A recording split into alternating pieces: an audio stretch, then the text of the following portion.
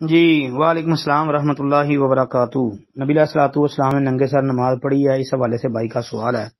محترم بھائی، ایک حدیث آتی ہے، اس میں عمر بن ابی سلمہ رضی اللہ عنہ کہتے ہیں کہ میں نے نبی علیہ الصلوۃ والسلام کو حضرت ام سلمہ رضی اللہ عنہا کے گھر میں ایک ایسے کپڑے میں جو ہے لپٹے ہوئے نماز پڑھتے دیکھا کہ جس کے دونوں کنارے آپ صلی اللہ علیہ وسلم نے اپنے کندھوں پر ڈال رکھے تھے۔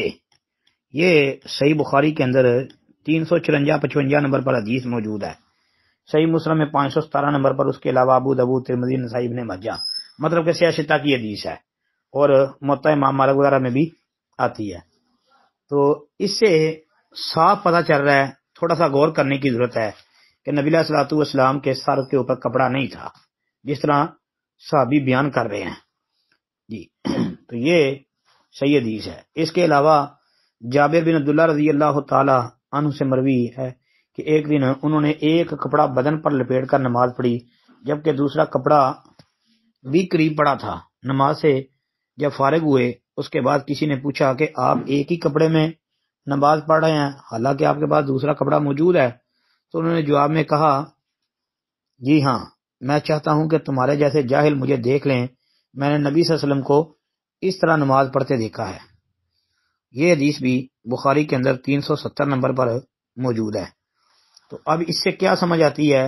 صاف صاف نظر آ رہا ہے کہ نبی علیہ الصلوۃ والسلام ننگے سر نماز پڑھ لیتے تھے، چاہے ایک ہی دفعہ پڑھی ہو لیکن پڑھی ہے۔ جابر رضی اللہ تعالیٰ عنہ کا بیان دیکھ لیں۔ اب ظاہر ایسا تو نہیں نہ ہو سکتا تھا کہ نبی علیہ الصلوۃ والسلام نے اپنا لباس ہی نہیں پہنا ہوا تھا، وہ ایک کپڑا تھا، نہیں، آپ علیہ الصلوۃ والسلام نے تہمت بھی اور اوپر جو قمیض وغیرہ تھی وہ بھی پہنی تھی، سر پہ کپڑا نہیں تھا، یعنی اس کو دوسرا کپڑا کہا ہے، تو وہ نہیں آپ کے اوپر تھا سر پہ، تو جس کی طرف جابر رضی اللہ نے اشارہ کیا ہے، یعنی کہ جاہل آدمی کو پتہ چل جائے کہ نبی علیہ الصلوۃ والسلام کو میں نے اس طرح نماز پڑھتے دیکھا۔ تو حضرت عمر رضی اللہ تعالیٰ عنہ کے حوالے سے بھی جو ہے ایسی بات ملتی ہے۔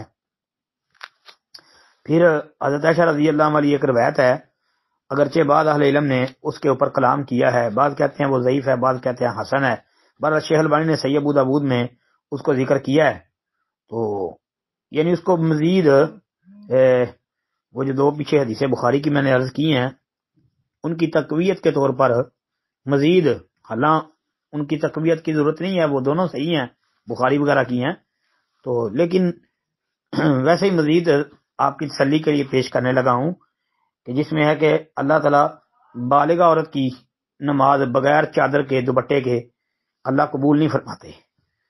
تو اس حدیث سے بھی اہل علم نے استدلال کیا ہے کہ اس کا مطلب یہ ہے کہ بالغ عورت کی بغیر دوپٹے کے قبول نہیں کرتے، تو اس کا مفہوم مخالف یہ ہے کہ مرد کی قبول کر لیتے ہیں۔ السلام علیکم ورحمۃ اللہ وبرکاتہ۔